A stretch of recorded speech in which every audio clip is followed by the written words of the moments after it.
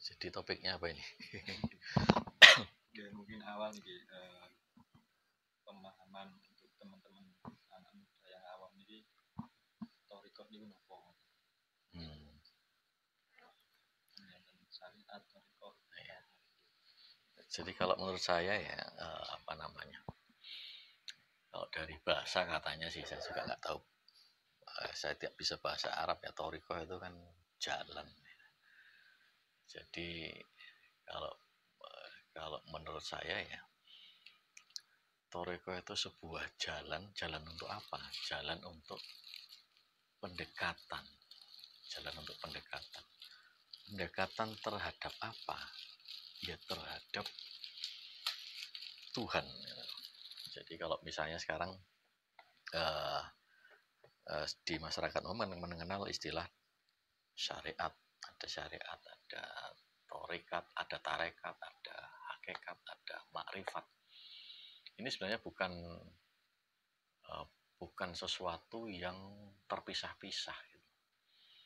Jadi ini kalau menurut saya pribadi ini bukan hal yang bersifat parsial tapi integral. Bahwa syariat itu ya tarekat. Syariat itu kan tarekat menuju Allah gitu.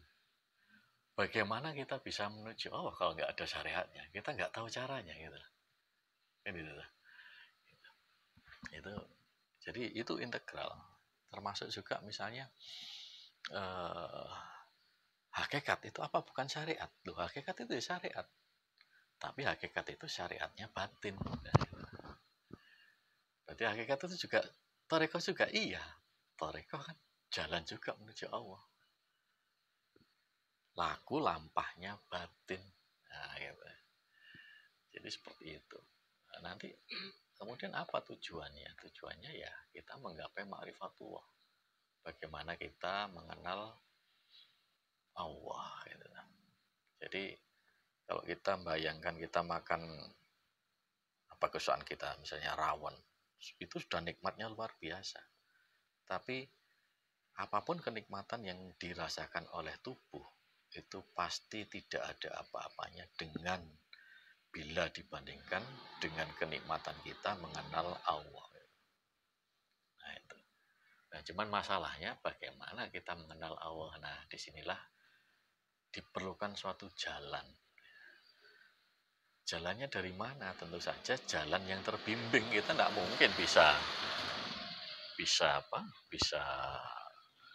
memahami, mengenal Allah dengan usaha kita sendiri. Gimana kita coba? Gimana caranya kalau nggak ada yang membimbing? Bahkan agama itu sendiri kan sebagai sebuah thariqah. Thariqah menuju Allah. Jadi agama itu kan agama itu kan informasi dari Allah. Kilo aku. Nah, kita kenal Allah kan melalui agama gitu loh. Nah sekarang korelasinya apa kalau dengan anak muda? Menurut saya juga adalah bahwa sangat penting.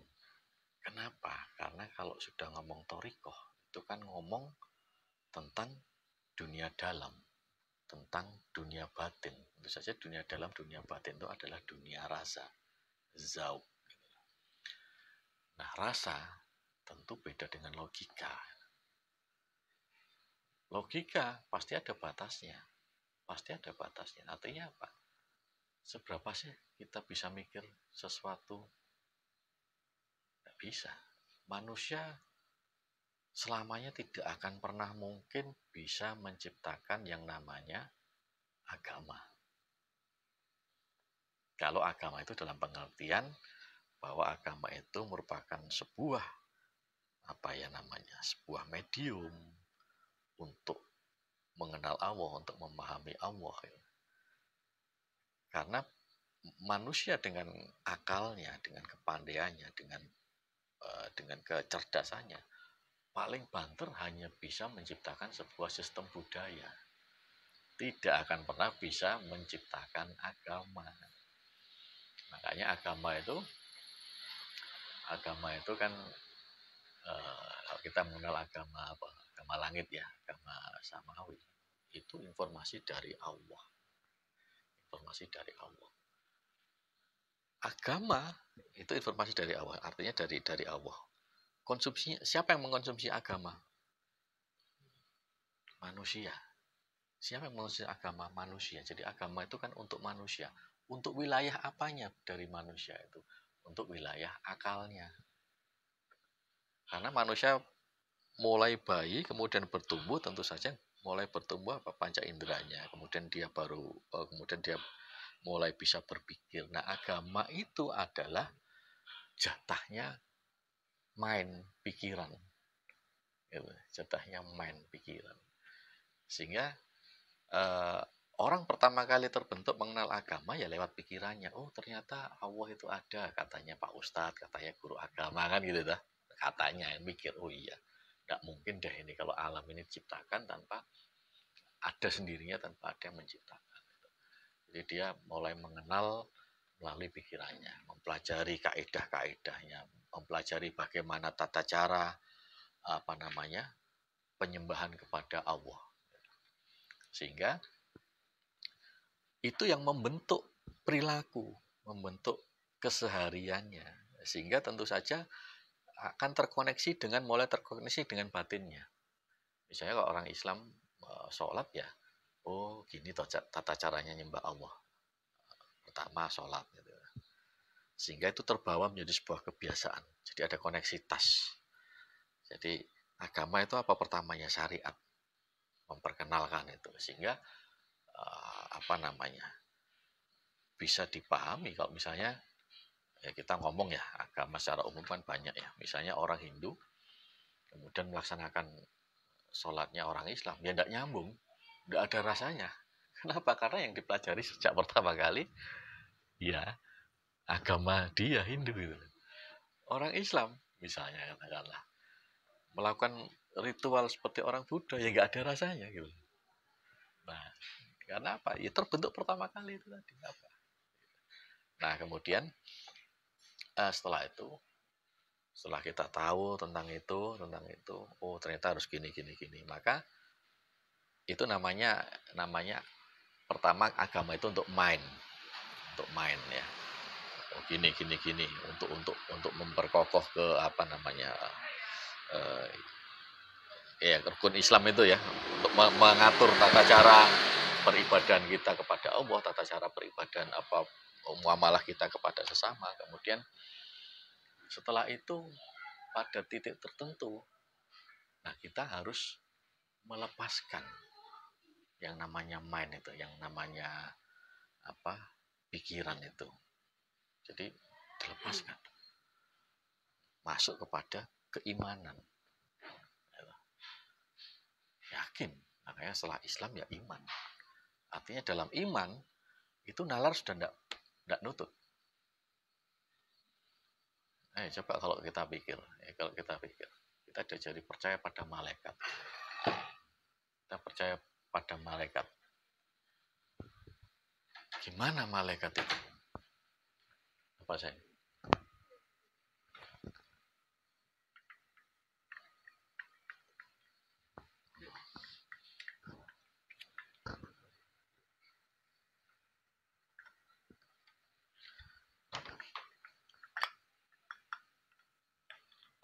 Bisa nggak kita nalar malaikat? Susah kan?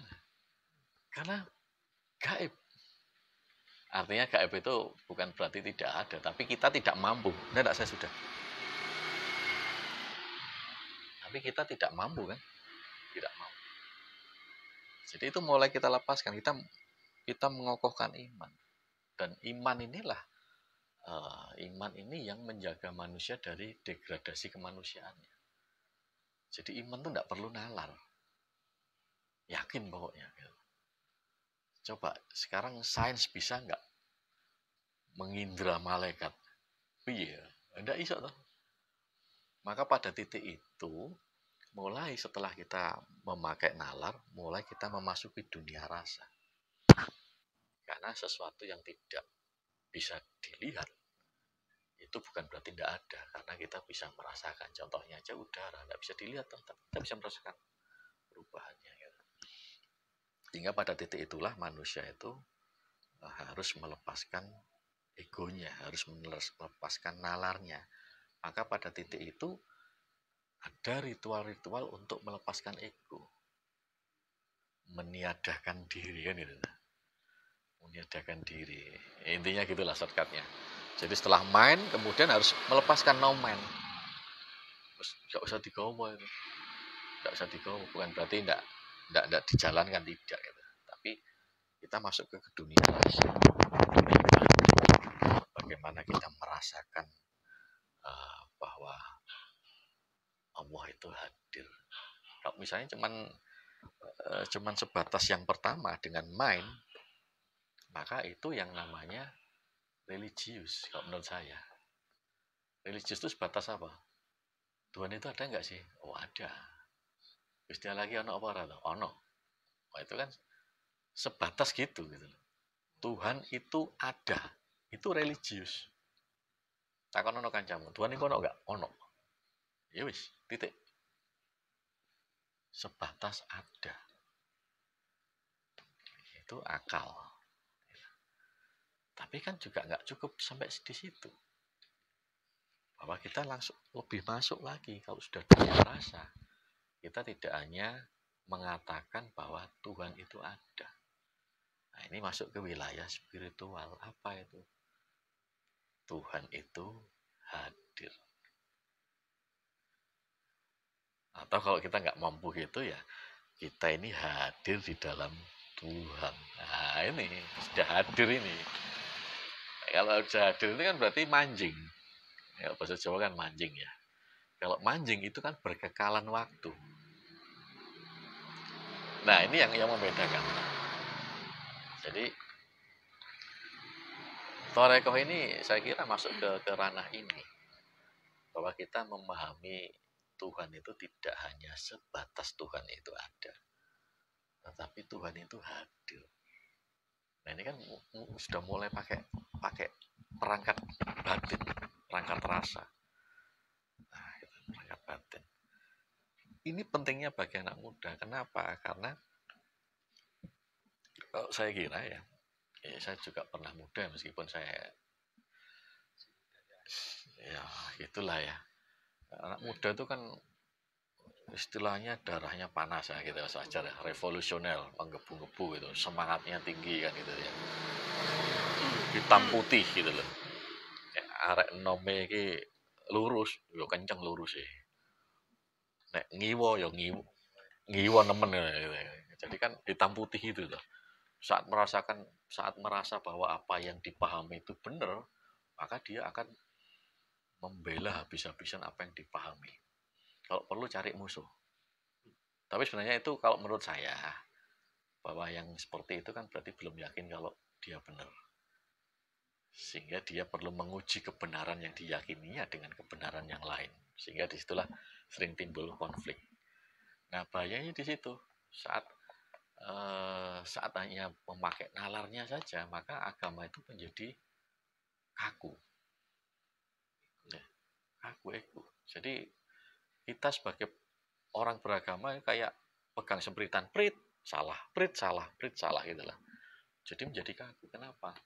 Karena cenderung menjadikan agama itu sebagai tujuan, bukan jalan.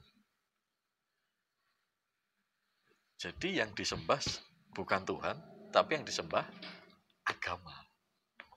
Nah, karena nalar kan logika. Mikirnya cuman benar salah. Padahal di situ ada wilayah abu-abu. Semakin luas pemahaman kita kan semakin luas. Benar, lawannya juga benar. Kalau kita nggak membuka diri seperti itu, kaku. Benar, lawannya mesti keliru. Karena benarku berlawanan dengan kelirunya orang lain. Karena apa? Karena ada kunya gitu. Benarku yang ketemu dengan benarnya orang lain menjadi keliru. Karena benarmu nggak sama dengan benarku. Tapi saat kita mulai terbuka, maka benar itu musuhnya juga benar. oh iya, ternyata dia juga benar, ada alasannya, kita juga benar. Nah, sehingga semakin luas, semakin rileks ya. Tidak harus semakin rileks, fleksibel dalamnya. Jadi intinya itu tadi. Jadi setelah tahap mind, kemudian ada ritual, kan kayak misalnya kayak puasa itu kan mengelupas ego loh. Itu untuk apa? Mengasah rasa. Letakkan ilmumu, letakkan pikiranmu. Itu mengasah rasa.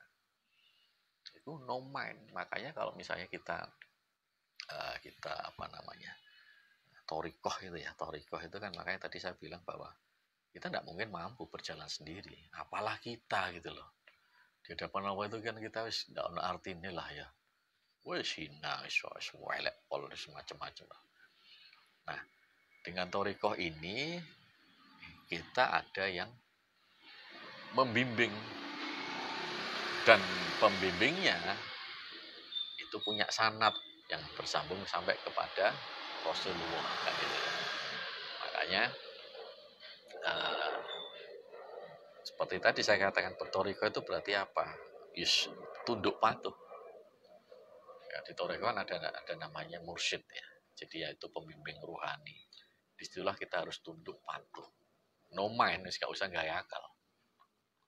Artinya ya apa yang dikatakan beliau, apa yang didawuhkan, ya sudah jalani aja. Tanpa harus perlu mempertanyakan kalau memang kita nggak nutut mikirnya kan gitu. Tapi ya tentu saja torekoh itu banyak ya, banyak. Mursyid juga banyak. Yang harus kita pahami bahwa kalau saya sendiri sih yang penting itu adalah bahwa mursyid itu memang minimal yang kamil. Kalau bisa kita mendapatkan mursyid yang kamil dan mukamil. Artinya tidak hanya sanadnya sambung sampai Rasulullah, tetapi juga memang di dalam sanad itu ada irsyadnya. Memang ada petunjuk bahwa beliaulah yang menggantikan kita terus sampai ke saat ini yang kita temui. Kenapa? Karena memang sekarang coba, saya sendiri orang awam ya, katakanlah saya kalau ditanya yang ngajari sholat siapa ya, bingung saya. Coba yang ngajari sholat siapa? Saya tidak punya silsilah gitu. Guru SD saya misalnya gitu ya, guru SD. Terus siapa gurunya deh? Ya tidak tahu, banyak kan gitu loh. Saya ngajari alif ba ta siapa? Ya bingung saya tidak punya sanad, apalagi sanad-sanad kitab-kitab itu malah nggak ngerti. Ya, karena yang paling orisinal itu kan ajaran zikir tuh. Zikir itu yang paling orisinal. Coba Kanjeng Nabi zaman dulu gitu. Yang pertama kali diajarkan apa pada sahabat? Sudah adakah fikih? Sudah adakah aturan-aturan agama? Kan kan? Allah. Ini saya tadi zikir tuh. Gitu. Ya Kanjeng Nabi pertama kali apa namanya?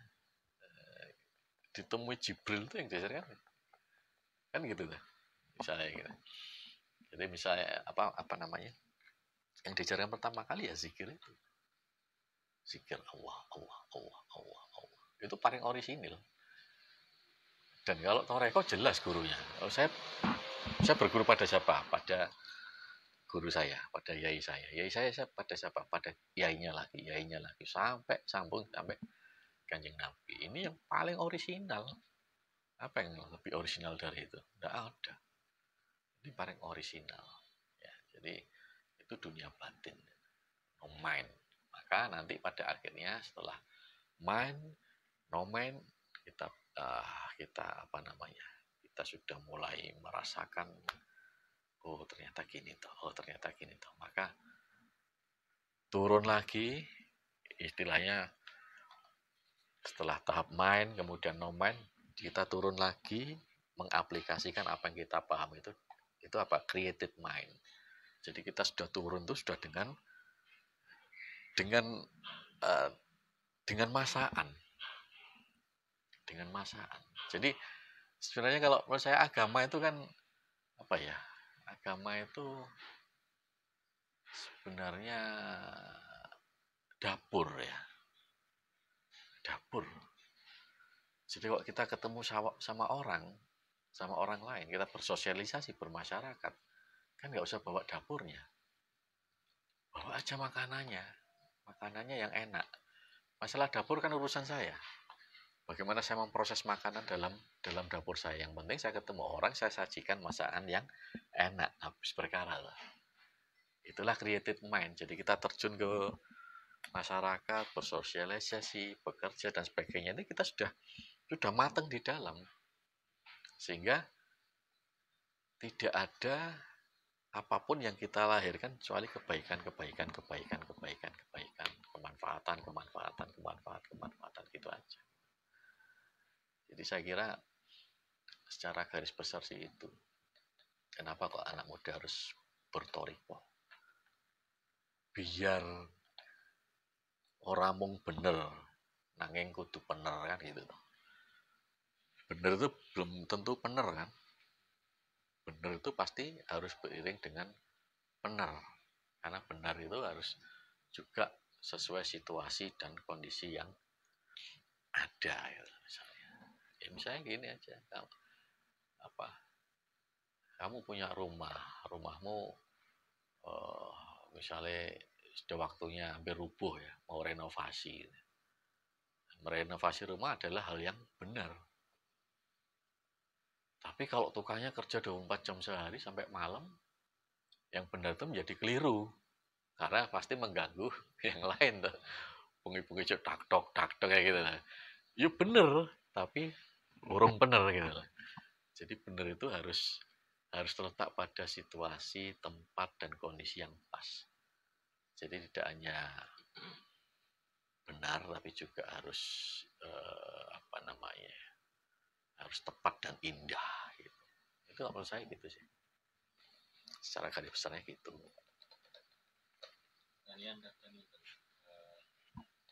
wonten pacaran kadang kala itu kan pengen belajar mendalami tentang torikoan, kendala itu kadang aku tasik nenten katakanlah tasik banyak hal yang negatif, mungkin tasik dereng pede lah, mungkin nanti untuk memulai belajar toriko itu harus ada kriteria apapun. Kok menurut saya pribadi toriko itu adalah jalur cepat.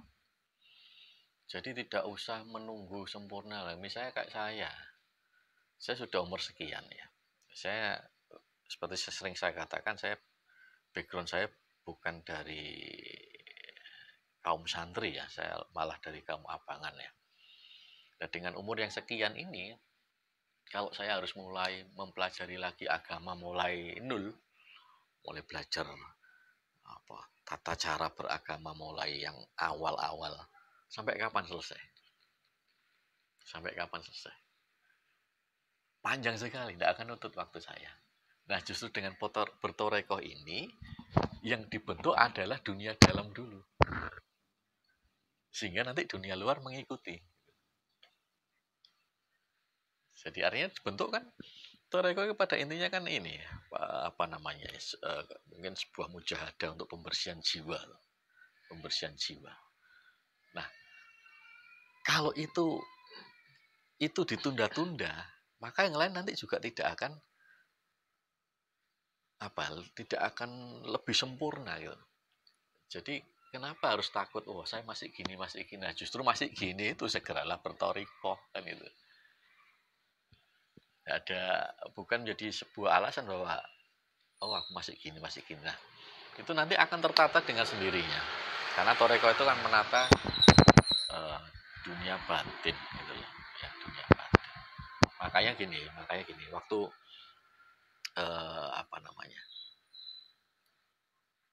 waktu dulu kan para sahabat dulu, kenapa kok iman mereka tuh kok kuat-kuat kan? Luar biasa. Para sahabat awal itu imannya sangat luar biasa. Yang penting Allah dan Rasulnya itu sudah jadi pegangan, itu sudah jadi tujuan. Kenapa bisa menancap dengan kuat? Karena jiwa mereka tersucikan. Siapa yang mensucikan? Ya Kanjeng Nabi. Nah, Kanjeng Nabi sendiri kan juga sudah disucikan jiwanya, istilahnya gitu. Kalau saya dulu pelajaran SD itu kan usia berapa ya, 12 ya kalau nggak salah ya, 12 tahun kemudian kayak dibelah, itu kan bagi saya itu bahasa simbolik. Jadi dibelah, dibersihkan kopnya, itu kan bahasa bahasa saya bahasa simbolik itu bagi saya ya. Artinya kan Kanjeng Nabi itu dibersihkan DNA-nya dari rekaman-rekaman, memori-memori atau kode-kode yang nggak bagus ya gitu ya. Sehingga yang tinggal hanya yang bagus-bagus, akhlak mulia ya. Kemudian Kanjeng Nabi bisa mensucikan, mentaskiyah apa namanya, para sahabatnya. Jadi apa bersemayamnya iman di dalam dada kita itu tergantung seberapa suci hati kita, seberapa bersih hati kita, seberapa terang hati kita. Kan itu. Maka syarat bersemayamnya iman di dalam dada adalah hati kita sudah terang belum. Artinya sudah terang apa? Hati kita lapang. Kayak kita punya satu kamar, bisa nggak terang kalau ada banyak barang di dalamnya? Ora iso toh. Mesti peteng, ono lemari, ono dadi gudang-gudang nggak pernah terang. Karena terlalu banyak barang yang nggak berguna di dalamnya. Nah, itu yang harus dibersihkan, tuh yang namanya tazkiyatun nafs itu. Dibersihkan kan terang. Iman baru bisa bersemayam. Makanya kalau Kanjeng Nabi dulu itu kan satu, beliau bertugas untuk mentazkiyah jiwa umatnya kan gitu ya, mensucikan. Kemudian beliau juga bertugas untuk tilawah, membacakan ayat-ayatnya Allah kan gitu ya. Dia juga bertugas untuk tabligh gitu. Tabligh apa? Apa? Menyampaikan itu tadi ya. Nah, sekarang kok zaman sekarang ya banyak yang tilawah wakeh gitu. Yang tabligh banyak.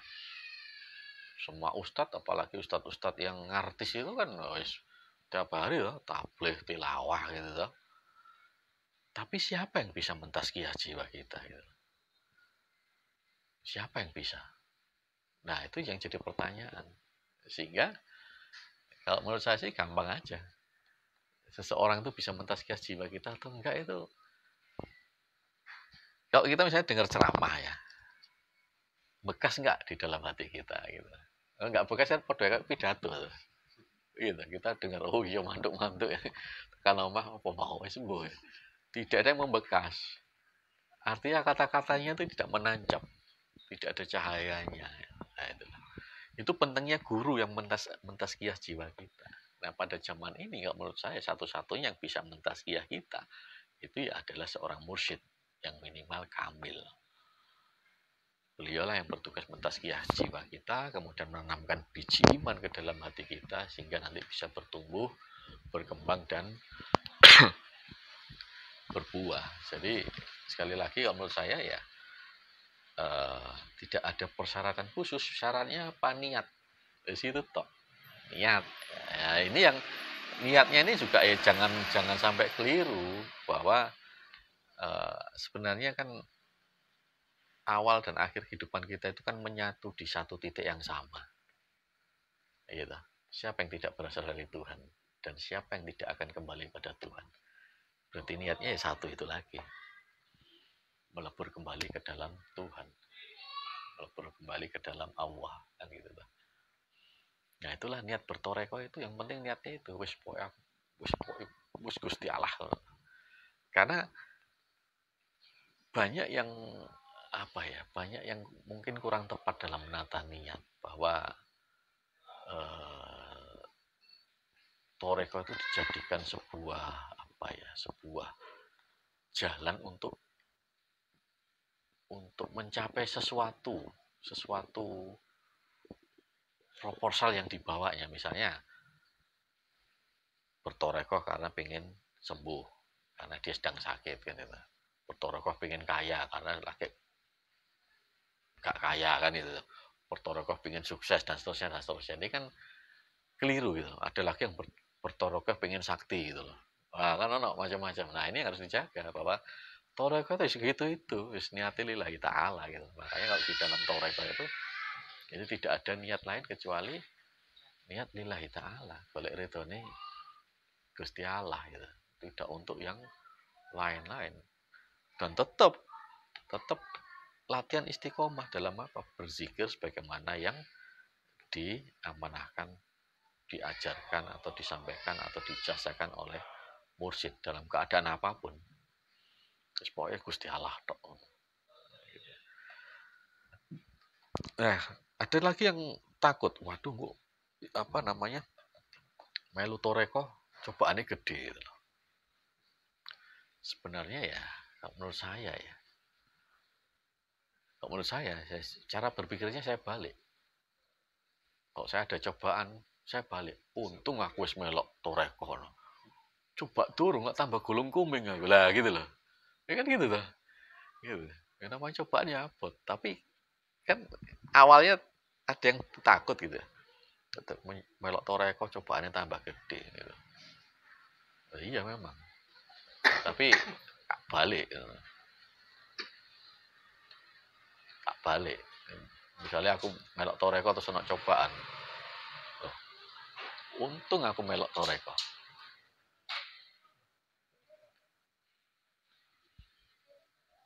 Diskon kan? Enggak apa-apa, enggak apa-apa. Untung aku melok toreko lah tambah nemen lah. Wah, gitu loh. Kan gampang toh. Ilmu ini kamu coba ilmu untung loh. Selamat itu kan. Ini kan kita hidup itu kan bagaimana mengolah rasa kita. Jiwa kan sebatas rasa. Bagaimana kita berprasangka gitu. Gitu aja toh. Saya kira gitu sih. Ya. Kayak ilmu ketauhidan itu ya juga penting. Ya, sifat-sifat wajib itu kan kalau diterangkan kan sunat wajib 50 sifat muhal kita itu aqaidul khamsin. Nah, untuk orang yang baru masuk ya istilahnya masuk thariqah itu apa harus dipelajari dulu ketauhidannya.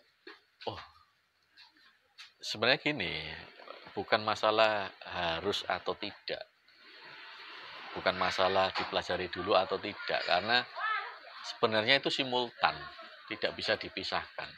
Artinya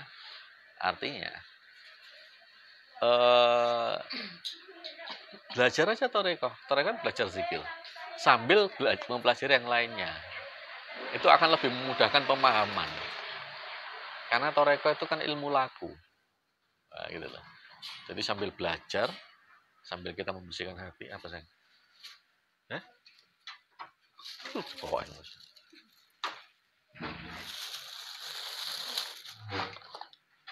Oh iya lah.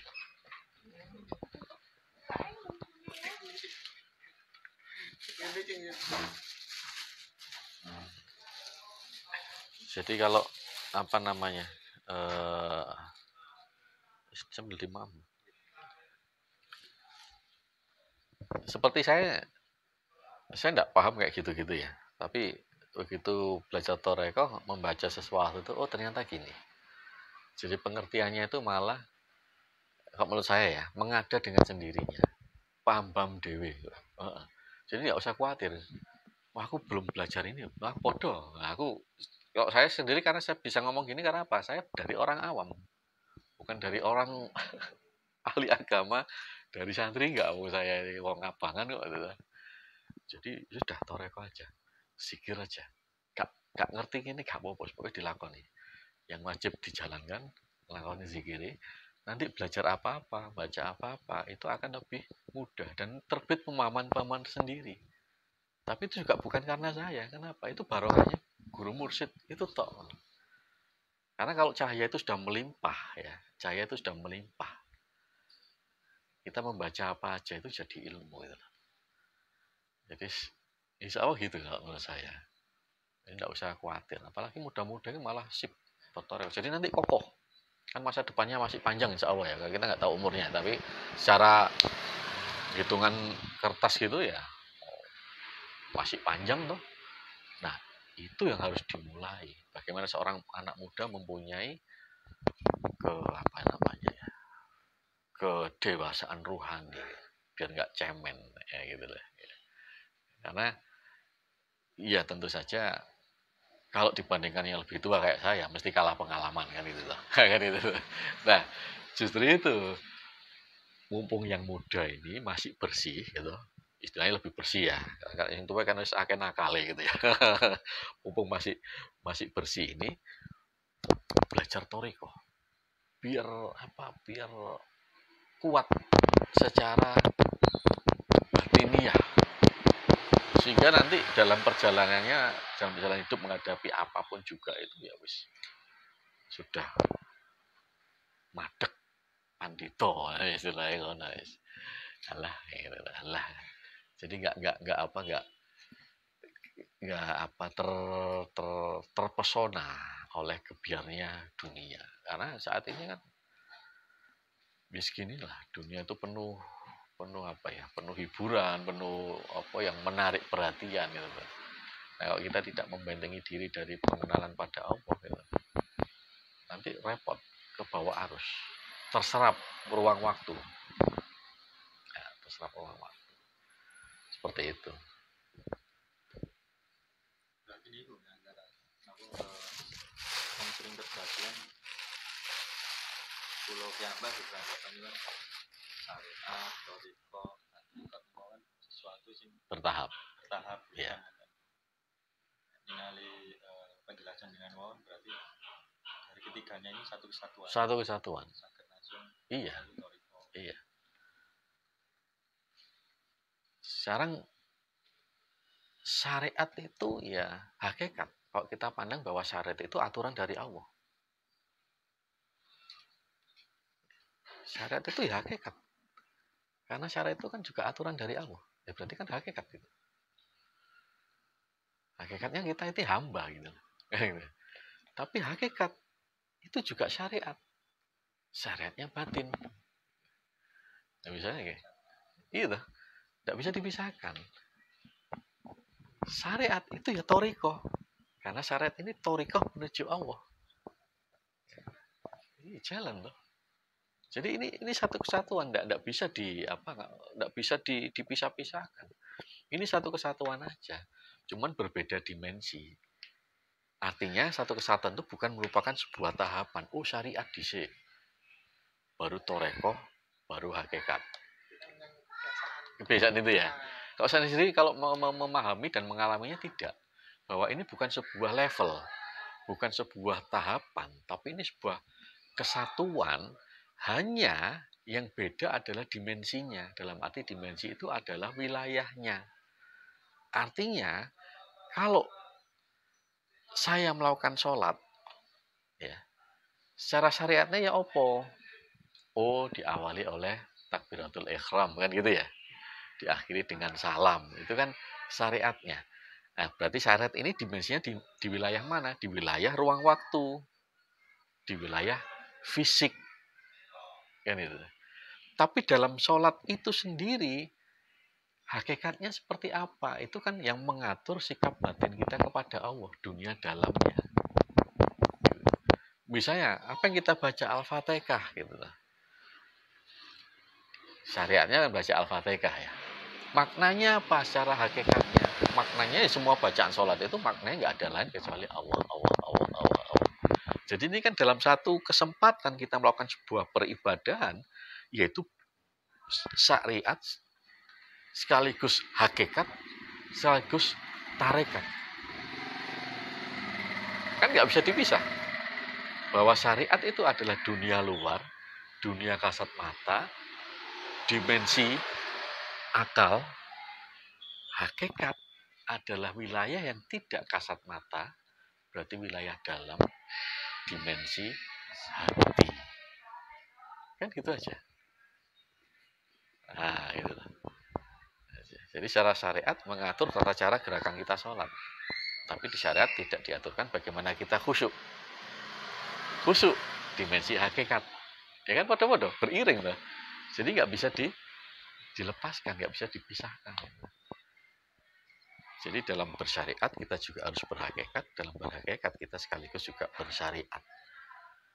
Yang satu wilayah pikiran, yang satu wilayah hati. Wilayah pikiran ya kerjakan wilayahnya pikiran. Bagaimana? Oh, ada tata caranya, ada tahapannya. Serba manusia. Kalau wilayah hakikat, wilayah dalam, wilayah hati, serba Allah. Nah, kan ini. Nah, kalau bisa-bisa repot. Kalau bisa-bisa gini misalnya contohnya ya. Contohnya ini pengertian ini ya, pengertian apa? Pengertian yang sederhana. Misalnya kita berupaya, kita ikhtiar. Ikhtiar itu kita berikhtiar ya. Kita ada suatu target, suatu keinginan, suatu cita-cita. Kemudian kita upayakan dan itu berhasil. Apakah ada waktu berhasil itu bilang, wah itu takdir Allah? Ada nggak? Saya siji nek ono. Wah iki aku kok ono. Iki aku kerja keras ku ngene iki. Coba nek gagal. Ya ini kan sudah takdir lah, kan keliru ngono iku. Bener nggak? Iya toh? Kalau gagal ngomongnya apa? Takdir. Nek berhasil. Oh, lali. Ngomong dulu takdir iki atas upayaku. Nah, ini kan kelirunya di sini, ketidaktepatannya. Bahwa kalau menurut saya, kalau orang-orang kan bilangnya apa? Hasil tidak akan mengkhianati upaya. Ya, kan? Nek jare aku gak. Antara hasil karo upaya itu ada hubungannya. Bukan hubungannya, ojo dihubung-hubungkan, gak ada hubungannya. Kalau menurut saya, kok bisa? Bisa. Nah, coba ya. Kita pikir ya, coba. Misalnya gini. Ini dari sudut pandang dari cara berpikir yang pertama ya, bahwa oke, saya punya tujuan, saya punya cita-cita, saya punya target. Katakanlah A. Ya, katakanlah A. Kemudian saya berupaya, saya merencanakan sesuatu detail, A kepegang. Apakah ada hubungannya dengan upaya saya? Apakah itu atas upaya saya sendiri? Ya dipikir ya, oh iya itu kan karena saya gini-gini loh. Kamu kok bisa berupaya? Ya karena saya belajar. Karena saya belajar, saya tahu ilmunya. Terus kamu belajarnya bagaimana? Ya karena saya gini. Yang mau pakai belajar apa? Modalmu belajar apa? Saya kan punya otak gitu. Otakmu soko-soko balik mana loh. Jadi sebenarnya pencapaian ini kalau diambil titik awalnya lagi ya karena Allah juga. Modal yang dipakai untuk mencapai A ini juga dari Allah. Kan gitu loh. Nah, itu yang pertama. Kemudian yang kedua gini. Sebenarnya ya. Saya punya target A, kemudian saya berupaya A. Sebenarnya A ini sudah ada sejak semula atau baru ada setelah saya berupaya? Wis ana kan. Jadi percaya dengan takdir Allah gitu. Nah, kan bingung nanti. Mikirnya kan mesti bingung kok. Jadi percaya dengan takdir Allah gitu. Iya. Artinya A ini sudah ada sebelum saya berupaya, bahkan sebelum saya punya keinginan. Kan harus disiapkan Gusti Allah. Kowe kak paringi A, maka Allah meletakkan sebuah niat pada hati saya. Oh, aku kok kepingin A ya. Kemudian Allah meletakkan lagi keinginan untuk berupaya, bekerja, akhirnya mencapai ini. Jadi A ini sama sekali bukan karena upaya saya, ya karena memang sudah disediakan Allah. Upaya saya hanya jalan Allah untuk mendekatkan saya dari posisi 0 ke posisi titik 0 ke A ini tadi. Jadi nggak ada kaitannya. Terus kalau misalnya nggak berhasil, terus piye? Kan itu. Ini kan yang jadi masalah kan itu. Manusia itu paling susah untuk menerima. Untuk menerima secara apa adanya. Nek berhasil, gelem nompo. Nek gak berhasil, molak-malik hati nih. Kok ngene. Nah, kalau ini tidak benar, berarti kan nek berhasil gini. Wah, Gusti Allah top. nggak berhasil, apakah Tuhan itu turun derajatnya? Kan itu. Jadi kalau menurut saya sebenarnya seluruh ribet, seluruh masalah itu titik rampungnya bukan pada berhasil atau tidak, bukan pada sembuh atau tidak, bukan pada sukses atau tidak. Titik yang disebut rampung itu adalah rampungnya hati kita, menerima secara apa adanya. Ya gitu. Monggo apa itu ada aspak itu. Nah itu pakai itu aja. Obat nyamuknya ya itu ya.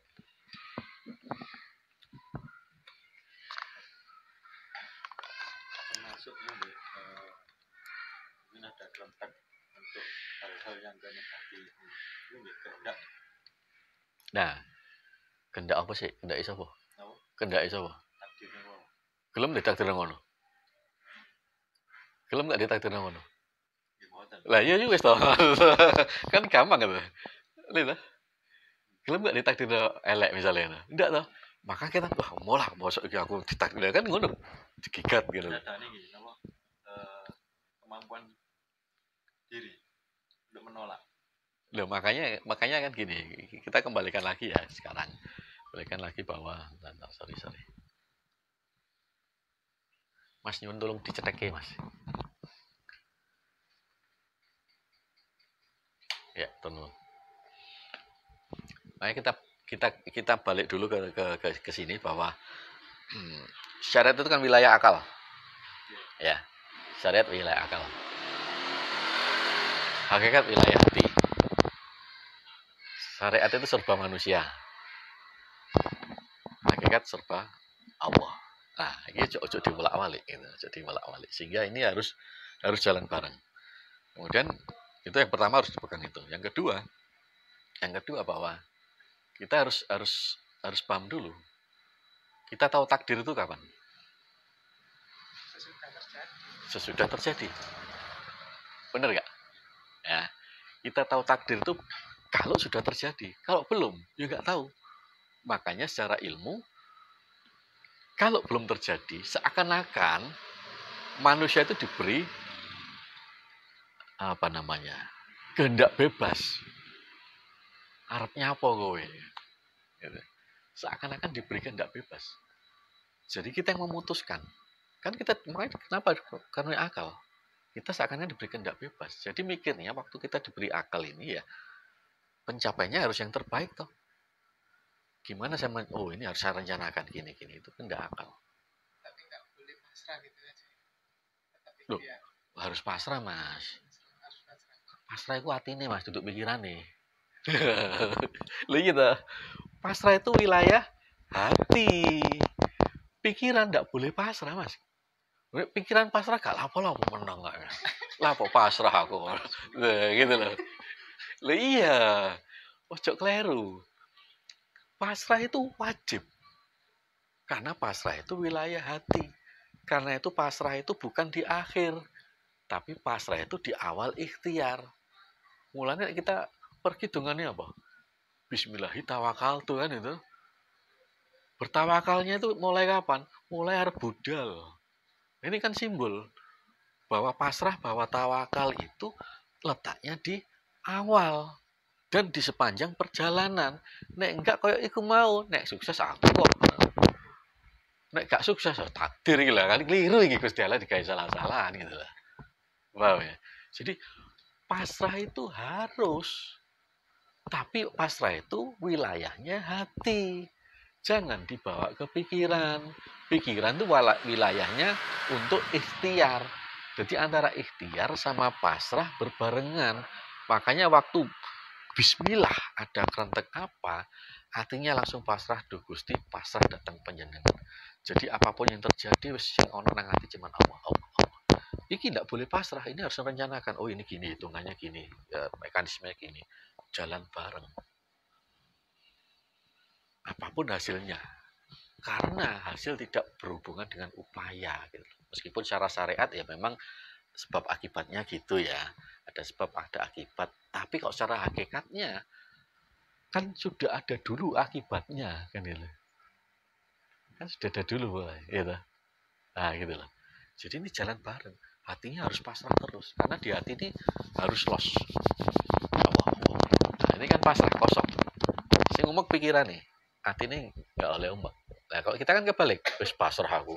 Ngomongnya pasrah tapi umek. Berarti kan keliru. Sing pasrah pikirannya, sing umek hati ini keliru. Sing pasrah hati ini, sing umek pikirannya. Ya gitu baru benar. Menurut saya loh ya.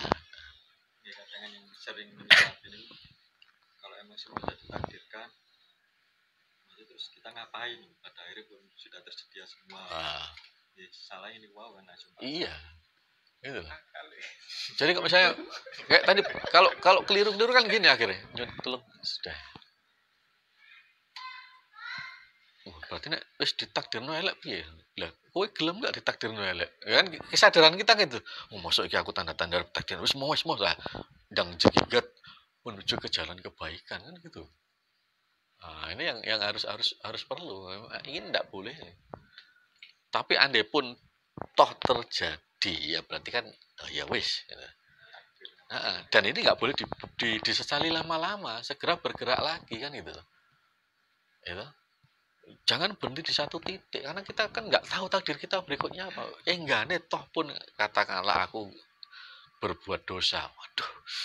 Nah, ini jangan dijadikan pemberat untuk kita tetap bersegera menuju kepada Allah. Nah, so pengerti dosa terakhirku kan. Ya kan? Lebih baik orang yang berdosa tapi apa namanya? Itu sebagai jalan untuk mendekatkan pada Allah. Daripada orang merasa berbuat baik terus tapi menyebabkan dia sombong gitu. Jadi ini harus bareng. Pikirannya berupaya, hatinya pasrah. Jadi misalnya gini, apa misalnya gini, yaitu pesawat kecelakaan ya, bom meledak bawa bom menjegur laut dia gitu. Hati ya wis, tapi pikiran nggak boleh, kan harus diselidiki gitu. Cari black box-nya kan, ini apa kesalahannya, apa pilotnya atau mesinnya atau komunikasi dengan menara pengawasnya kan gitu. Apa nek wis ya wis terus kemudian nggak diungkap kasusnya kan nggak juga toh. Untuk apa? Untuk pembelajaran berikutnya. Tapi hati ya sudah gitu. Jadi dengan kita menyeimbangkan antara syariat dan hakikatnya, antara akal dan hati kita lebih rileks dalam menjalani kehidupan dan kita tidak akan mudah menghakimi. Wis bener kabeh. Jadi saya kira gitu.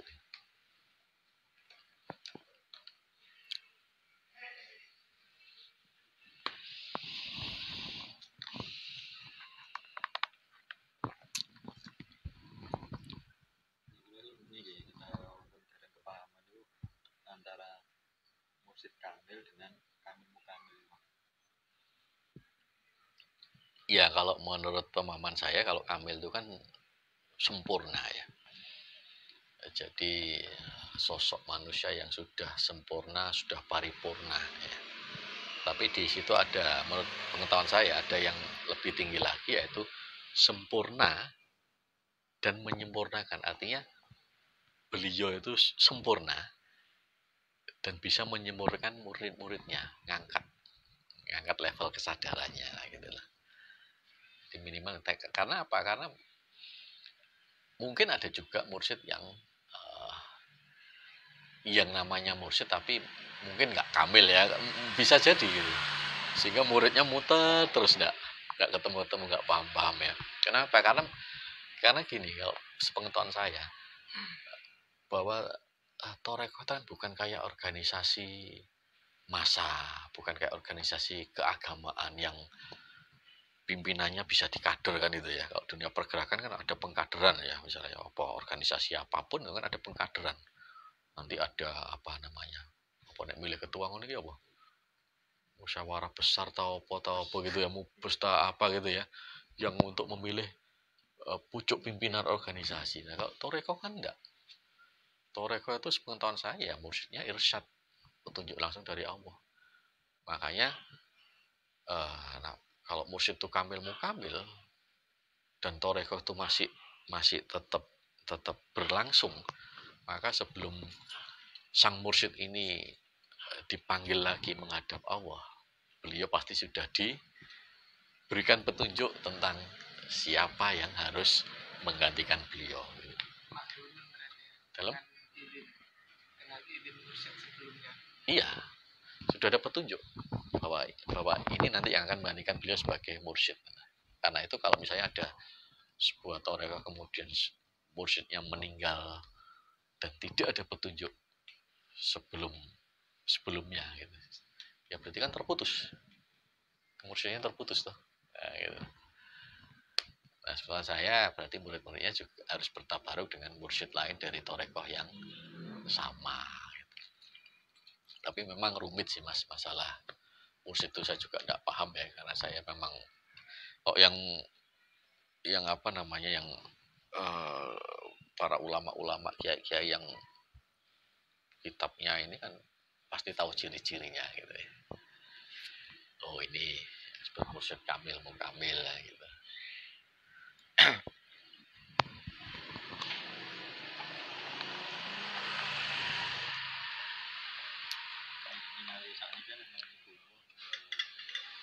Ini kan istilah tarekat ini lebih dekat ke endang empat. Untuk zaman kami kan semacam passion ningali sosmed pun kata-kata yang dikutip dari guru-guru dari yang mungkin yang dikhawatirkan dari anak-anak muda yang berposisi di awam itu hanya mengkonsumsi dari media. Nah itu hanya ada punya Toriko hanya bahasanya tidak secara virtual mawon.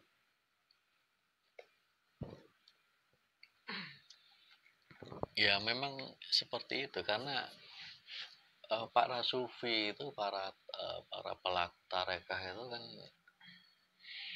apa namanya,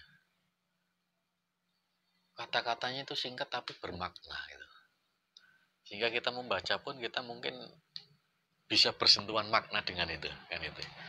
Jadi seakan-akan tulisannya itu meskipun singkat-singkat kalimatnya itu biasanya mengandung apa ya, sebuah makna yang mendalam. Oh iya itulah, masuk itulah.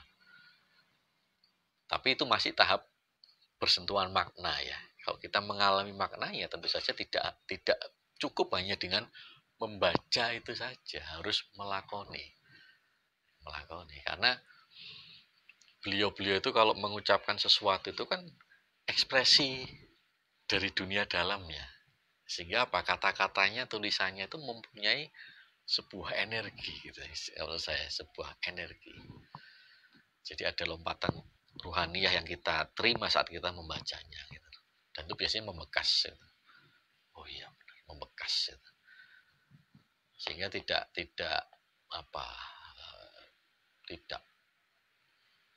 pas ya kalau kemudian cuman memakai kata-kata itu sebagai pegangan kan gitu. Kan sekarang banyak dikutip, misalnya dawuh-dawuhnya Imam siapa, Jalaluddin Rumi, itu kan banyak tarekat cinta gitu loh. Nah itu kan bahaya juga kalau dijadikan sebagai dalil pembenaran atas, kan tahu sendirilah ya. Nah, itu yang kurang pas, bahwa beliau itu sangat taat syariat. Jadi jangan sampai keliru bahwa orang-orang tarekat itu meninggalkan syariat. Para guru mursyid itu malah sangat-sangat ketat dalam hal syariat. Sangat-sangat ketat. Sangat bersyariat karena memandang itu aturannya Allah. Ya. Dan beliau-beliau itu sangat ketat untuk dirinya sendiri. Nah itu bedanya gitu ya. Itu bedanya. Jadi keras terhadap diri sendiri tapi lembut terhadap orang lain kan gitu. Makanya kalau ini kita kaitkan dengan masalah yang tadi tentang wilayah akal dan hati gitu ya. Yaitu kita jadikan patokan. Kalau kita melihat orang lain katakanlah secara akal tidak lebih baik dari kita, ya tidak usah menjustifikasi, tidak usah menghakimi. Siapa ngerti memang masih sebatas itu takdirnya dia gitu lah. Tapi kalau untuk menilai diri kita sendiri, kita harus yang tegas, yang keras loh. Masuk aku ngene lah gitu loh. Oh, kita kalau nuding wong kan enak. Karena tuh sembayang. Ya gitu kan enak. Jadi kalau saya enggak pernah itu nyuruh apa? Teman sembayang kan jelas gak nanti. Kenapa? Karena lebih apa ya? Lebih manjur itu kalau sudahlah kita kita berdakwah itu istilahnya kita mengingatkan itu dengan pribadi kita, dengan contoh kita itu. Sholat ya sholat wis. Sing liya gak sholat ya wis. Kok sholat mlebu neraka lek apa ono kata-kata ngono kan itu. Iki wong iki ora. Jadi sing enak. Jadi enggak usah disinggung. Menurut saya selama ini gitu. Aku nanti ngomong koncoku sholat, enggak sholat. Enggak nanti. Terus aku sholat. Dia enggak sholat ya wis. Jumatan. Dia enggak Jumatan ya wis. Tapi dengan perilaku kita, sajian masakan kita yang enak. Itu kan sehingga apa? Kalau kita sudah seperti itu gitu. Ini kan kita enggak ada batas. Dengan orang lain tuh nyaman. Tapi kalau kita sidik prit lah kan, wah jangan-jangan mari semprit aku salah ya. Sehingga apa? Dia menjauh lah. Kalau sudah menjauh kan malah jauh gitu loh. Nah justru ya sudah, enggak apa-apa diopeni ya, ditompo aja. Nanti kan dia mendekat dengan dirinya. Nah kalau sudah mendekat itu kan tanya-tanya gitu ya. Oh yuk, anu lah ya, itu mulai ngobrol-ngobrol enak, akhirnya katut apa sih? Ya itu, kalau saya biasanya gitu. Katut. Ya, jadi makanya kalau saya sama siapapun gak peduli agamanya, gak peduli apa ya, tak sana, tak ajangi ya. Itu yang bisa merubah mereka tanpa harus menyuruh. Karena menurut saya juga berat konsekuensi dari menyuruh gitu. Saya harus memfasilitasi dia dong. Misalnya ini. Oh, apa jenenge duwe kanca Gojek ngono ya misale. Suwe Jumatan yo order. Jumatan order piro se duit ya. Lah ini kan konsekuensinya berat kalau saya nyuruh. Jumatan aja. Berarti kan saya harus mampu memfasilitasi dia untuk mendapatkan uang itu tadi kan gitu toh. Iya toh. Misalnya kowe duwe kanca wedok misalnya, wedok kak pudungan loh. Berat loh. Konsekuensimu. Kan gelem ta nyediakno seperangkat tuh istilahnya apa sandangan buat dia gitu ya. Kita kan nggak tahu posisi masing-masing orang. Kesulitannya kan kita nggak tahu. Yang kita tahu kan sebatas yang kita kasat mata. Oh, hari ini gak ngene. Tapi kita tidak tahu apa yang terjadi di dalam diri dia. Di dalam keseharian, di dalam keluarganya dan sebagainya. Jadi besoknya lano. Kenapa? Kalau menurut saya ya, amar ma'ruf cukup kamu tampil sebagai teladan gitu aja, tunjukkan bahwa iya itu kan sudah menjadi uswah gitu. Dan nahi mungkar piye kowe ora usah melu-melu sing gak bener kan ngono ae gitu. Jadi mulane kan piye carane menarik orang itu biar gak sungkan kalau dekat kita ya. Sehingga sambil nek wis cedhokno sambil guyon-guyon. Nah, masukkan, itu kan enak. Makanya tak sembahyang ngono. Lah, karena kan dia sudah nggak merasa terintimidasi kan itu. Karena sudah ada dekat. Nah, kalau tidak ada pendekatan itu mau sholat tau. Nah, itu malah alergi ya, malah ais. Sekali ais gak koncoan. Nah, gitu lah. Gitu. Ya, gitu lah. Ya memang kita ada kewajiban amar ma'ruf nahi mungkar ya. Makanya yang pertama kali kan itu kita tegakkan pada diri kita sendiri gitu. Nah, itu caranya gitu. Nah, nanti makanya sekali lagi balik ke yang pertama tadi, itu pentingnya bertoriko. Kenapa? Kamu nanti punya daya tarik untuk mereka gitu. Yang kita sendiri nggak tahu loh. Kita sendiri nggak merasakan. Bener? Ya, kamu bertoriko, wis pokoke manut ae dilakoni kanthi istiqomah. Itu orang lain yang biasanya bisa melihat kita. Kita sih merasakan nggak ada perubahan apa-apa, kayak adate ya. Segini loh. Tapi nggak tahu orang lain tuh kok memandang beda.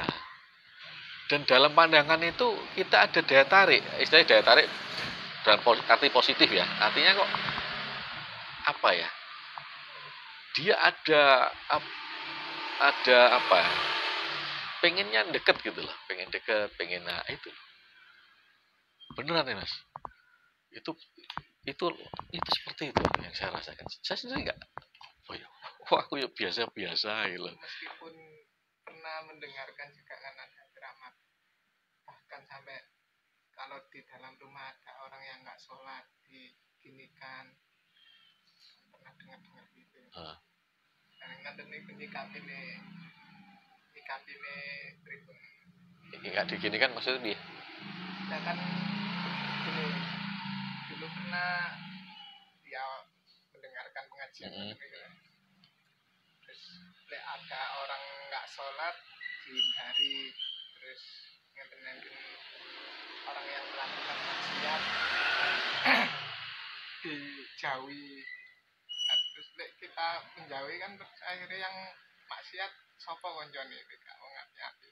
Oh iya, ya itu justru itu makanya. Terus maksudnya ribun? Maksudnya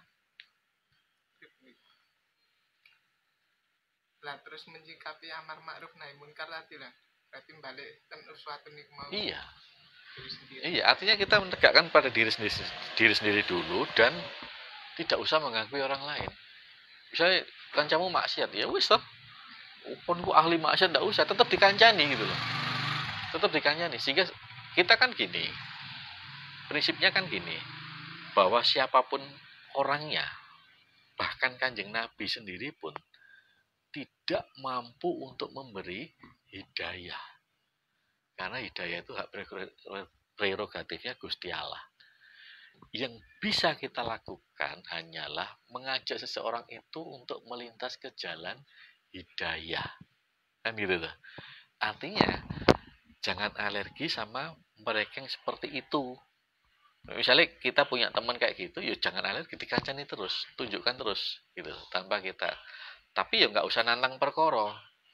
Artinya aku dakwah nang dunia hitam. Oh, terus ojo Mas. Kalau bukan makomnya katut gitu loh.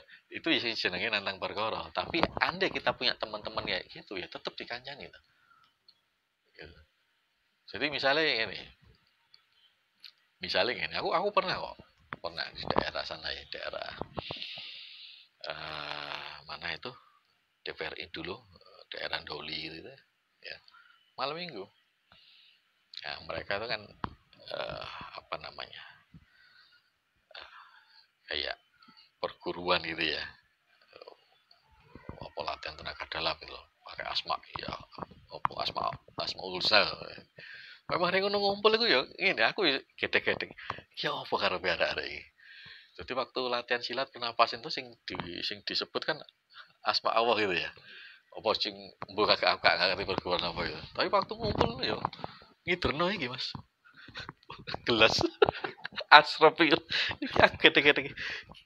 Arek iki apa karepe lho. Ya yasinan ya anu lho. Ini ndak apa-apa kak kanyane to. Aku gak menghakimi urusanmu lah. Nah aku dilungi ya kan gampang aja. Wis waras sih. Itu kan itu tuh. Nah tetap gitu tanpa nanti kan ada jalannya itu loh. Ada jalannya. Jadi nggak usah frontal, tapi nyantai aja. Nah, kita frontal gitu gak oleh ngono sambil guyon-guyon gitu. Jadi menjalin ini dulu kan. Baru nanti pelan-pelan gitu.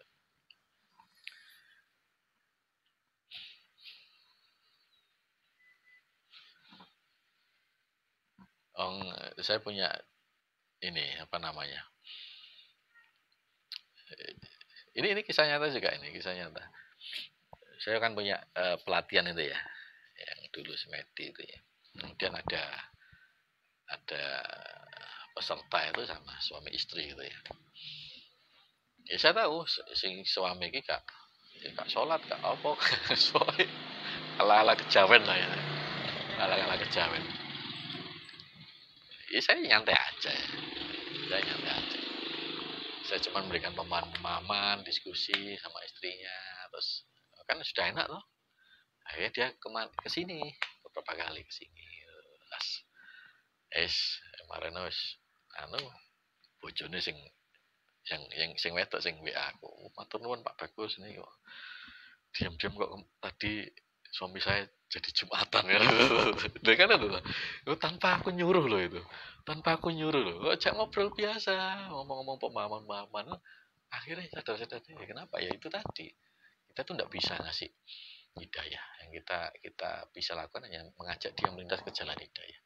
Jadi sapa ngerti kok oleh hidayah dia tahu harus nemuin siapa gitu loh.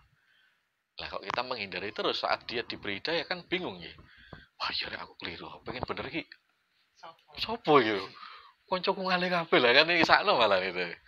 Ibarat layangan itu kan kita harus tarik ulur dah. Ya, sehingga dia tahu jalan pulang gitu.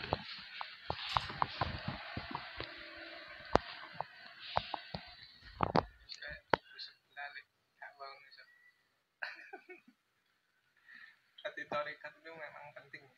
Sangat penting kalau saya. Kenapa ya itu tadi? Itu tadi yang saya bilang, saya sudah umur segini, saya tidak tahu apa-apa tentang ilmu agama kalau saya nggak bertoreko. Sing nambeli kekuranganku sopo. Wah, gitu lah.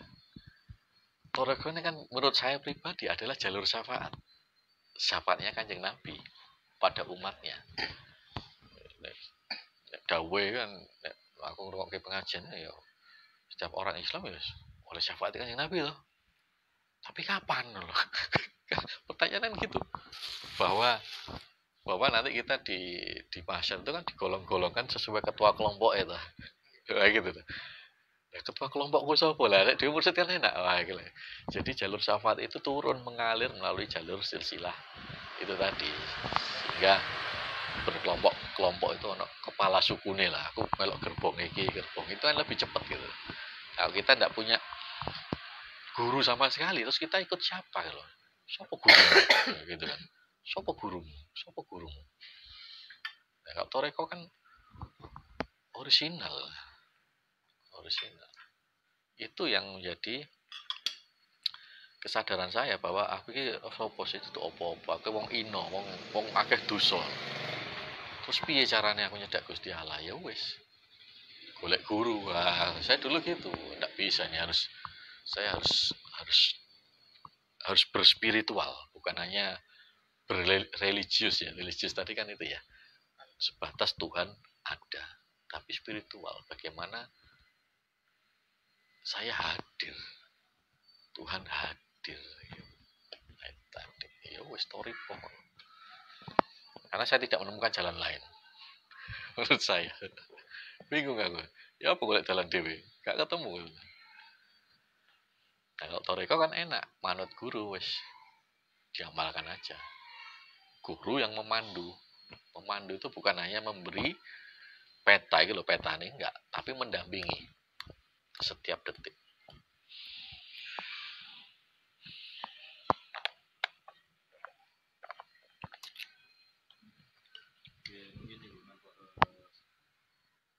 Cara atau biar menghadirkan Tuhan atau menemukan Rasul nih Bang.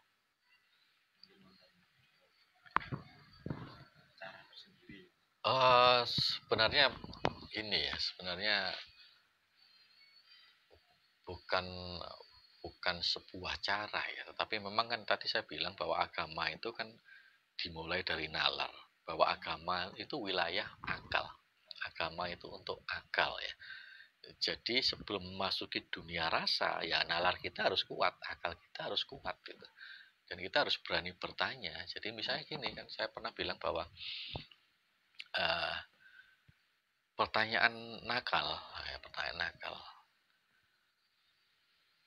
Tuhan itu ada enggak sih ya? Mulai dari situ dulu. Tuhan itu ada enggak sih gitu loh. Nah itu harus bisa dijawab dulu. Secara nalar ya Allah, Tuhan itu ada enggak? Ya gitu. Kira-kira ya apa jawabannya?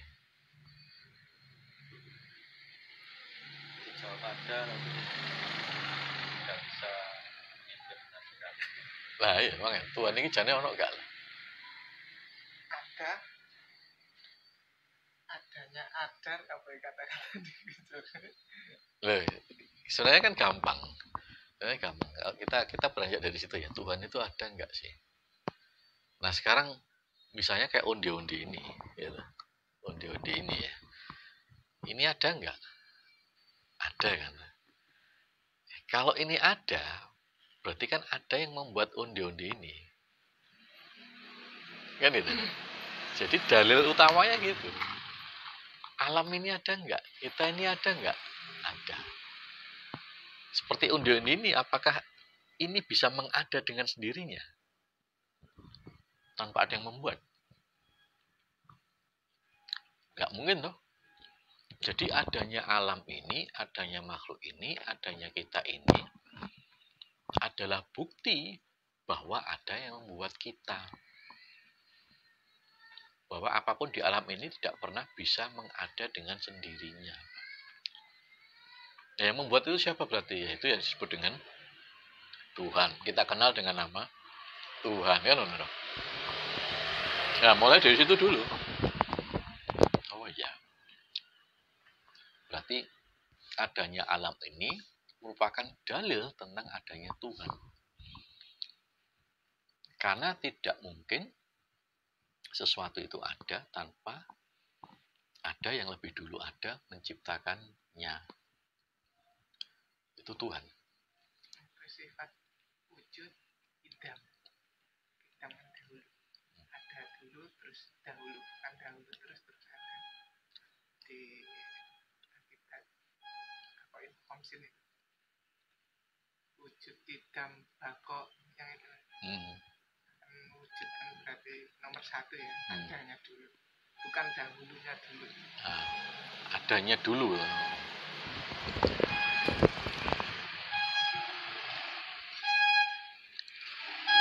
Itu berarti ada yang lebih dulu ada. Nah, itu. Untuk menciptakan ini. Oh, berarti Tuhan itu ada. Nah, kemudian kalau saya mikirnya gitu. Berarti alam ini adalah dalil akan wujudnya Allah. Bahwa ada sesuatu yang itu tadi ya, dulunya ada. Ya, wujud itu ada. Tuh. Jadi kemudian gini. Kemudian gini. Saya mikirnya gini. Nah, berarti Tuhan ini ada.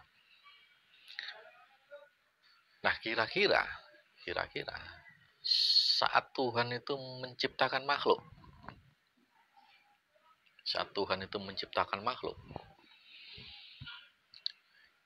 Kira-kira bahan bakunya dari mana? Nah, itu yang mesti saya pikir. Oh iya. Saat Tuhan menciptakan makhluk untuk pertama kalinya, atau bahkan untuk semua makhluknya, kira-kira bahan bakunya dari mana? Dari Tuhan itu sendiri atau dari luar Tuhan?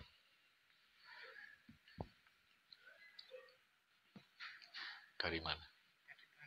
Dari Tuhan sendiri toh. Kan gak mungkin dari luar Tuhan itu. Ya bener gak? Lah kan gitu, kita pakai logika gitu tuh, pakai nalar gitu tuh. Jadi waktu Tuhan menciptakan makhluknya, itu bahan bakunya dari mana? Dari Tuhan itu sendiri atau dari luar Tuhan? Ya dari Tuhan itu sendiri toh. Kok dari luar Tuhan berarti Tuhan lain? Kan enggak masuk akal. Nah, kan pakai akal. Berarti dari Tuhan itu sendiri. Duel. Berarti seluruh ciptaannya, artinya dalam seluruh makhluk, adakah yang tidak Tuhan? Dalam arti bukan Tuhan lah ya, tapi adakah yang tidak Tuhan? Apa dalam arti adakah yang tidak mengandung unsur keilahian? Ada enggak? Enggak ada tuh. Tuhan. Hah? Tuhan. Kepemilikan. Kepemilikan juga masuk. berarti semuanya milik Tuhan toh. Dan di semua ciptaan berarti kan ada unsur keilahian di situ. Kalau semua makhluk itu bahan bakunya dari Tuhan, dari Sang Ilahi, berarti adakah makhluk yang tidak mempunyai unsur keilahian? Adakah makhluk yang terlepas dari keilahian? Ada nggak? Nggak ada toh. Apa yang bisa lepas dari keilahian? Kan berarti blueprint-nya sudah jelas, programnya sudah jelas. Nggak ada yang bisa lepas dari keilahian. Bahwa ini juga keilahian. Ini keilahian. Makanya kan semua makhluk kan apa lillahi ma fis samawati apa ya? Sabaha lillahi ma fis samawati wal ardi, enggak salah ya. Bahwa bertasbih semua yang ada di langit dan di bumi ya. Apapun itu bertasbih semua. Bertasbih artinya kan apa? Taslim kan, tunduk, patuh. Ya karena keilahian itu sendiri. Gitu. Ini apa nih sering dikenal dengan konsep manunggaling Kaula Gusti ini. Semuanya ini. Oh, itu nanti Mas. Ya ada irisannya lah ya. Tapi artinya kita memahami bagaimana kita hadir dalam Tuhan itu karena kita harus tahu urut-urutannya. Urut-urutannya sehingga nanti menimbulkan rasa. Makanya tahap pertama kan main dulu, nalar dulu. Kita nalar dulu kira-kira ya apa ya? Ya berarti kan kalau ada satu makhluk yang tidak ada unsur keilahian, berarti dia lepas dari Allah toh. Ini berarti sapa sing gawe gitu. Berarti sifat wajib tadi ya wajib diketahui. Wajib diketahui. Iya lah, itu kan pentingnya belajar itu lah. Wajib itu. Jadi begitu tercipta dar bahan bakunya dari Allah. Berarti adakah yang tidak Allah kan gitu ya kalau kita ngomong dalam bahasa ini ya filosofisnya itu. Adakah yang tidak Allah? Enggak ono. Kabeh serba Gusti Allah kok. Bunyi ini kan juga Gusti Allah gitu. Kan gitu lah. Nah, guys. Kemudian yang ketiga, Allah itu menciptakan makhluknya itu di dalam Allah itu sendiri atau di luar Allah?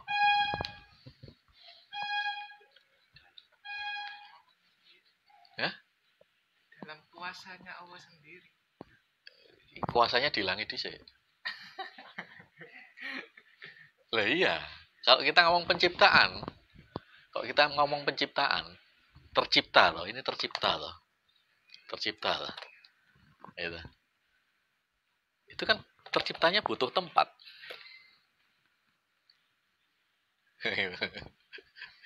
Nah, kalau butuh tempat ya. Dalam bahasa manusia, itu kan kalau tempat menunjuk arah kan. Di dalam atau di luar. Kan itu. Nah, berarti saat Allah itu menciptakan makhluknya, jeder. Nah, makhluknya ini tercipta di dalam Allah atau di luarnya Allah? Di dalam. Apa mungkin di luar Allah?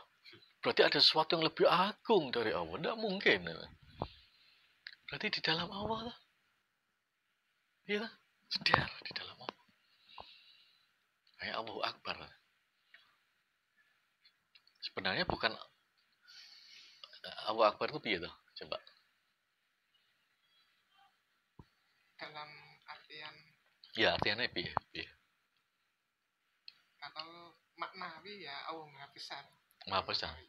Piye maha besar ku piye? Nah, itu bingung toh? Itu nek iki mau Kak pikir yang ngono. Bahwa seluruh makhluk itu tercipta di dalam Allah itu sendiri toh. Gitu. Berarti bukan hanya Allah Maha Besar, tapi Allah itu kebesarannya tidak bisa disandingkan dengan apapun. Iya toh? Ada mahanya. Jadi tidak bisa disandingkan dengan apapun. Memang benar Allah Maha Besar. Artinya apa? Karena semua makhluk yang kita nggak ngerti ya batasnya sampai seberapa itu kan ada di dalam Allah. Tapi itu bukan pengertian bahwa Allah lebih besar dari itu, tidak. Tapi tidak ada satupun yang kebesarannya mampu disandingkan dengan Allah. Karena Allah itu Maha Besar dengan sendirinya. Kan itu? Tanpa diagung-agungkan. Tanpa diagung-agungkan, tanpa diciptakan sudah itu. Gitu. Nah, berarti sekarang semua makhluk itu pasti ada unsur keilahiannya. Semua makhluk itu ada di dalam Allah. Berarti bisa nggak kita keluar dari Allah? Berarti kita hadir nggak di dalam Allah setiap hari, setiap detik? Iya toh, iya toh, iya toh, es cedok toh, ngono toh. Ini kayak iwak itu nang akuarium, kerja lagi di toh, kan gitu toh. Artinya sebenarnya ini sebenarnya metaforanya juga tidak tepat, tetapi itu kan memudahkan pemahaman bahwa ikan di dalam akuarium ini mencari air. Air itu mana? Padahal air itu media kehidupan dia. Sama kayak kita. Kita ini hidup di dalam Allah toh. Makanya kalau tadi saya sebut ikan di dalam air itu nggak tepat. Kenapa? Karena air itu tidak menembus tubuhnya ikan. Iya dah. Air itu nembus tubuhnya ikan nggak? Enggak loh. Ikannya kan gitu. Tapi kita di dalam Allah itu apa? Allah itu nembus toh. Halus, lembut. Mana ya Latif? Ya apa? Ya Latif ya. Ya Latif ya. Sangat lembut. Berarti kita itu hidup di dalam Allah. Ya, angan-angan ngono lah. Bisa nggak kita hidup di luar Allah? Gitu loh. Kita itu tembus sama Allah. Kita itu gak ono jadi kan. Terus balik satu lagi yang keempat. Sebenarnya kita ini ada nggak? Ayo coba tak takon nih. Sebenarnya kita ini ada nggak? Nggak ada. Kayak ini loh, kayak ini misalnya. Bayangno jeruk nang pikiran. Ting, ono jeruk macam-macam bayangannya, ono jeruk keprok, ono jeruk Bali, macam-macam ya.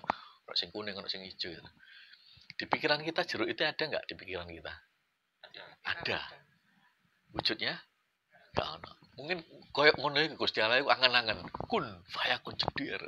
Jadi kita ini ada hanya sebatas di angan-angannya Allah gitu.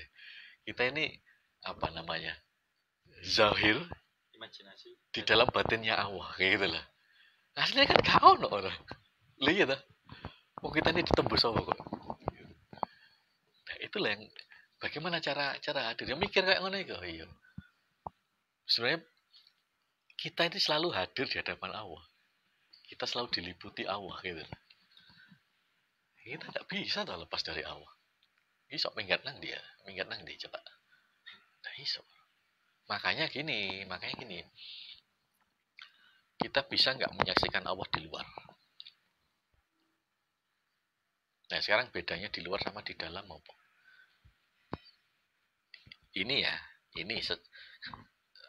semesta ini pada mulanya kan tiada. Pada mulanya tiada ya. Kemudian diadakan oleh Allah. Nah, saat mengadanya itu dari dalam meletik gini atau dari luar membentuk gini. Ayo. Iya. Dari dalam membentuk dah. Bukan dari luar dibentuk kan dah. Wis kayak biji gitu ya.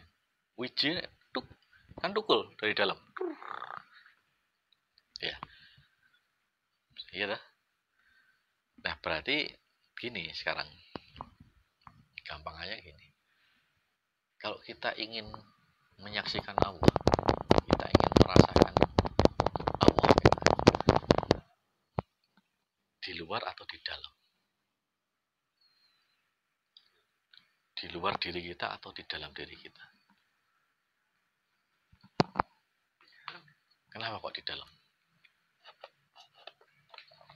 Soalnya kita di dalam sifat Allah ini kan ada wujud bidang takok. Kholafatu di alam bisa berbeda dengan makhluk, nggak bisa dibayangkan oleh makhluk. Bahkan kalau dibayangkan itu Kalau di luar yang kita lihat apa? dohirnya Dohirnya sama. ya kayak kursi Nggak bisa lihat Allah. Ya itu kan bentuk dalam. Iya, berarti gini. Bedanya luar sama dalam gini. Kalau luar itu berarti apa? Ruang waktu ya. Kita ngomong ruang waktu ya. Luar ini kan ruang waktu ya. Ruang waktu ya. Jadi di luar yang bisa kita saksikan itu hanyalah tanda-tanda kebesaran Allah. Sekarang ruang dulu lah, ruang dulu. Kita bahasa agama itu ngomongnya dunia ya. Bahasa sains itu ngomongnya ruang waktu ya. Ruang itu apa? Ruang itu apa? Kapan ruang terbentuk? Kenapa ruang terbentuk? Nah, ini kudu matuk mikir ya, tinggal enak maham ini. Oh gitu. Ini ruang ya, katakanlah ini ruang ya. Ini ruang ya, ini ruang. Ruang itu apa? Kenapa kok ada ruang? Kapan ruang terbentuk?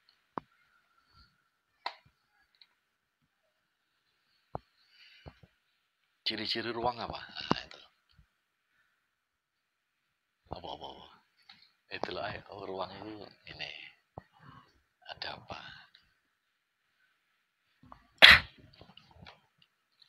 Sambil. Piye. Ruangnya piye? Tempat.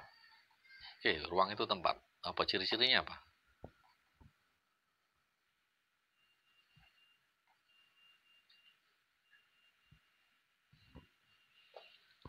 Misalnya ki ruang. Yang disebut ruang yang mana berarti? Ada apanya?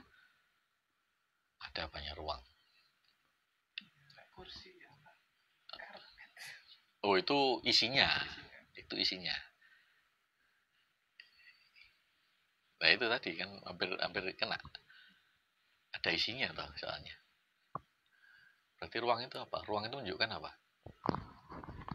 Misalnya kota Surabaya, kelurahan, iki kampung, iki aula, iki kamar, iki ruang. Nah, itu kan ruang semua. Berarti ruang itu ciri-cirinya apa? Ruang itu ciri-cirinya terkotak-kotak.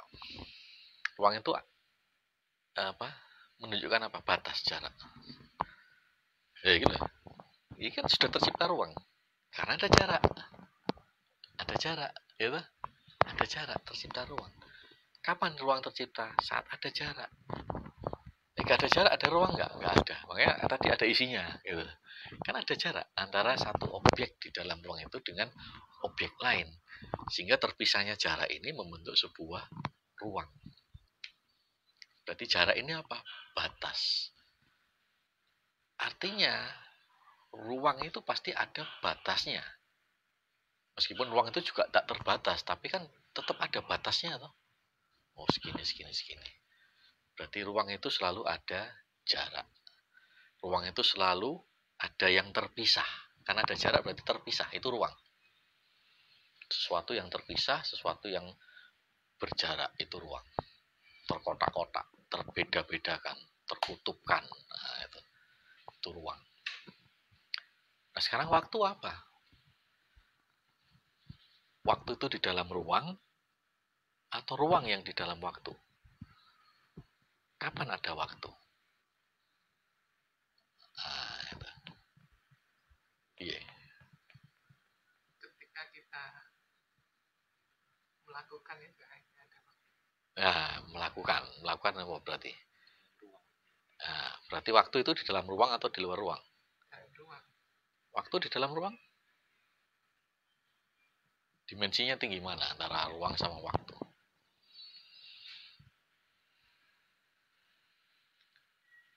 Ruang ya, karena terpisah. Ruang itu kan terpisah. Nah, ada jarak. Menyebabkan keterpisahan itu ruang. Gitu. Nah, waktunya sudah ada belum? Belum. Ini sama ini. Ada waktunya enggak? Enggak ada. Ini sama ini. Ada waktunya enggak? Enggak ada. Karena ini diam. Waktu terjadi karena ada perubahan-perubahan itu di dalam ruang. Nah, tanganku ini kan ini sudah waktu terjadi.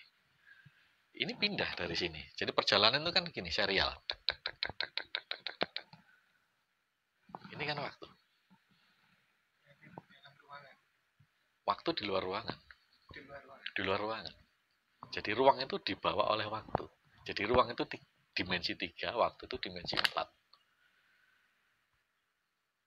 Kenapa kok saya bilang gila? Lah ruang kan tetap. Kalau di dalam ruangan tidak ada perubahan sama sekali, ya waktu ndak ono. Jadi waktu ini yang membawa ruang. Jadi ruang itu dimensinya meliputi waktu. Waktu itu dimensinya meliputi ruang. Jadi waktu itu serial. Makanya kita mengenal secara pikiran bahwa ada masa lalu, sekarang, nanti. Kayak mungkin bahasa Arab, kayak bahasa Inggris itu ya present time ya. Jadi ono sing lampau, sekarang sama nanti itu kan waktu. Makanya waktu itu kronologis. Sehingga yang bisa ditampung oleh ruang waktu itu sangat terbatas. Sangat sempit. Pasti ada jarak. Pasti ada waktu. Kan gitu. Nah, saya balik lagi ke Allah, ke Tuhan ya. Tuhan itu berjarak enggak? Balik sing rumus mau toh. Semua kan di dalam Allah. Berarti Allah itu berjarak enggak? Enggak. Berarti kan ruang waktu gak bisa menampung toh. Yang di luar enggak mungkin menampung toh. Allah itu di luar itu. Istilahnya kan itu. Kemudian Allah itu berubah-ubah enggak? Allah itu berubah-ubah enggak? Kayak awak dewek saiki seneng iso nesu guyu. Saiki karepe ngene, sesuk karepe ngene ganti-ganti. Apa gitu enggak? Enggak loh. Coba kita pikir, begitu kun ya fayakun, begitu berawal, begitu juga berakhir kan ada. Kan sekarang tidak ada penciptaan baru. Yang ada cuma transformasi energi aja loh. Masa Gusti Allah lagi enggak saiki. Kan logikanya gitu ya. Logikanya kan gini. Kita nonton film lah, film apapun ya, dari bioskop, dari TV, dari itu. Saat kita nonton film itu adegannya baru dibuat atau sudah dibuat dulu? Sudah dibuat dulu loh. Kita tinggal kesadaran kita, oh iki. Kayak kun fayakun kan ngono iku. Kun fayakun. Begitu berawal, begitu juga berakhir. Kesadaran manusia aja yang terus ngikuti ruang waktu yang itu ya. Jadi kalau kita ngomong Allah, gak berubah sama sekali lah. Masa Allah kok mencela-menceli. Terus lagi karepku gini enggak kan sudah itulah tidak berjarak. Sehingga kalau kita mencari Allah, kita ingin mengalami Allah, hadir di dalam Allah, kita tidak mungkin bisa di luar. Yang di luar itu yang kita saksikan adalah tanda-tanda kemahaannya. Wah iya, Gusti Allah ya, inilah. Tapi bisanya kita di dalam.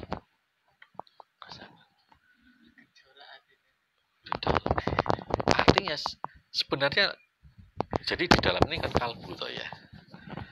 Artinya dunia ini, ruang waktu ini sama kalbu kita luasan mana? Luas di kira-kira. Luas hati toh. Misalnya aku kalau sampean mungkin berjarak. Tapi aku batin ngene iki langsung ono nang jero toh. Ada jaraknya enggak di dalam? Gak ono toh. Ono waktune enggak? Gak ono. Saiki kan aku sok cerita wingi si Derry ini ya gitu lah. Wingi gitu. Tapi aku waktu batin nang jero kan gak ono jarak. Terus menerus saat ini terus tuh. Nah, itu. Maka dunia dalam ini dunia yang sangat luas. Meliputi ruang waktu. Nah, aku mulane kan apa istilahnya? Kita ini jagat cilik, semesta ini jagat gede. Tapi begitu kita masuk ke dalam, kitalah jagat gedenya. Sing nang njaba iki jagat cilik di dalam jagat gede kita. Ah, gitu. Jadi kalau tadi pertanyaan manunggaling kawula Gusti itu jane kan kita hadir di hadapan Allah, kita merasa sudah manunggal. Kapan kita tidak manunggal sama Allah? Itu kan rotok keliru itu pertanyaannya gitu. Kapan kita ini tidak manunggal sama Allah? Ora ono kesadaran kita yang menceraikan kita dari Allah. Nah, kan itu. Kita kapan kita bisa tidak manunggal? Memang kita bisa minggat dari buminya Allah, dari Allah itu sendiri. Ya, tidak mungkin toh. Berarti kan ya itu kan istilah. Tapi ya gitu itu. Tidak mungkin lah kita tidak manunggal. Cuman kita sadar atau tidak ngono bae. Makanya dunia dalam ini sangat luas, menampung ruang waktu ini tadi. Makanya yang dibersihkan dalam toreko ini kan yang di dalam. Kalau yang di dalam jernih, di dalam anteng ya kita keluar dengan kejernihan. Makanya kan ada hierarkinya kalau menurut saya ya. Ada ruh, jiwa, dan badan. Badan kita memang yang berinteraksi di ruang waktu. Tapi agar kita tidak terserap di ruang waktu, kita diberikan Allah stasiun-stasiun perhentian. Lewat apa ya? Lewat sholat. Kan ada ini toh. Ada waktunya kan. Ada waktunya. Itu kan berarti wilayahnya badan dalam ruang waktu ben gak kintil. Oh iya, ada batas, ada Ramadan, jadi ada fase-fase ini, ada fase-fase iya. Gitu. Gitu ya? Ampun, enggak tak repoti. Ngeluh kok.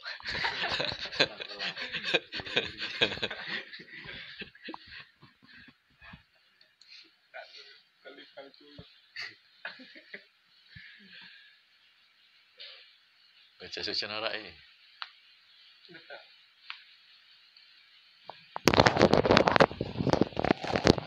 Jadi kurang lebihnya gitu Mas ya. Jangan dijadikan rujukan sih. Omong akeh ngawur ya. Bicara aku kan ngomong awam gitu. Jadi kalau cara gimana ya aku. Tapi memang saya berangkat dari hal-hal yang sederhana. Hal sederhana itu kayak apa namanya? Kata-kata singkatnya orang Jawa itu, istilah boten sari. Apa tuh maknanya ya gitu.